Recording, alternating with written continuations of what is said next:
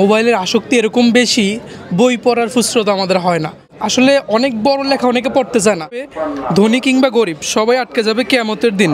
যতক্ষণ না হিসাব হবে ততক্ষণ কেউই সামনে যেতে পারবে না।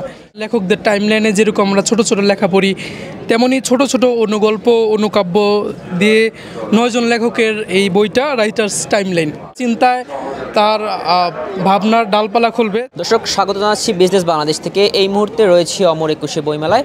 দর্শক, আজকে আপনাদেরকে এমন একটি বইয়ের সাথে পরিচয় করিয়ে দেব যেটি আইফোনের আদলে আসলে করা হয়েছে। দেখতে পাচ্ছেন যে এই যে বইটি রাইটার্স টাইমলাইন যে বইটি সেটি কিন্তু একেবারে আইফোনের আদলে তৈরি করা হয়েছে, অর্থাৎ এটা কিন্তু বেশ কয়েকজন লেখক এটি কিন্তু সম্পাদনা করেছেন। দর্শক, এই বিষয়ে সম্পর্কে একজন আমরা লেখকের সাথে কথা বলবো যে এই বইয়ের আসলে বিশেষত্বটা কি যদি বলতেন। জি, আসসালামু আলাইকুম। দেখতে পাচ্ছেন পিছনে আইফোনের আদলে ক্যামেরা এবং সামনে আইফোনের প্রচ্ছদ এবং একটা নোটিফিকেশন আসছে রাইটার্স টাইমলাইন।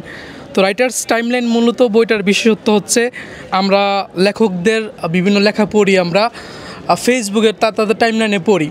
তো বর্তমানে দেখা যাচ্ছে যে আমাদের মোবাইলের আসক্তি এরকম বেশি, বই পড়ার ফুসরত আমাদের হয় না, ওই সময়টা আসলে হয় না। তো ওই চিন্তাধারা থেকেই আসলে লেখকদের টাইমলাইনে যেরকম আমরা ছোট ছোট লেখা পড়ি, তেমনি ছোট ছোট অনুগল্প অনুকাব্য দিয়ে 9 জন লেখকের এই বইটা রাইটার্স টাইমলাইন। আচ্ছা, এই বইয়ের মূল মেসেজটা কি আসলে তরুণ প্রজন্মের জন্য?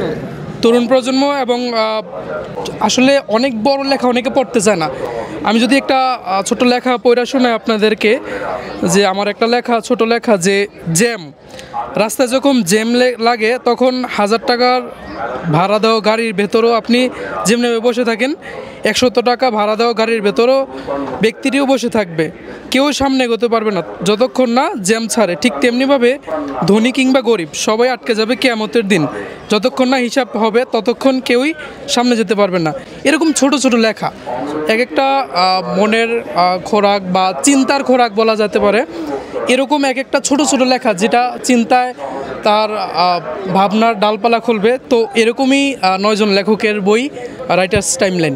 দর্শক, আপনারা দেখছিলেন যে রাইটার্স টাইমলাইন থেকে তাদের যে একটি বই প্রকাশ হয়েছে, অর্থাৎ 9 জন লেখকের সমন্বয়ে কিন্তু একটি বই প্রকাশ হয়েছে, অর্থাৎ সেখানে ছোট ছোট বার্তা দিয়ে কিন্তু তরুণ প্রজন্মের মাঝে সেটি পৌঁছে দিয়েছে। সাথে ছিলাম সাইমন আম সাজিদ এবং আমার সাথে ছিলেন লেখক জুবায়ের আহমেদ। সবাইকে অসংখ্য ধন্যবাদ।